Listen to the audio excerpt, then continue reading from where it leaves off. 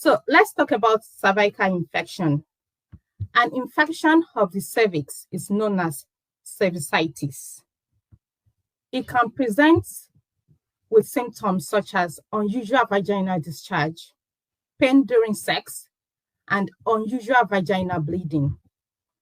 So when I say unusual vaginal bleeding, this can be in form of bleeding between periods. And bleeding between periods means that as a woman, assuming you've completed your period for this month, maybe it lasts 5 days, 3 days, and then you're not expecting your period until the next maybe 23 days or 28 days.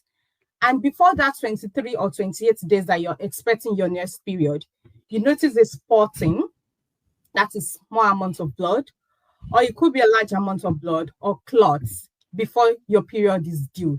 That is bleeding between periods. It is abnormal, but it can be caused by so many things, some of which does not have to be cancer, so don't panic.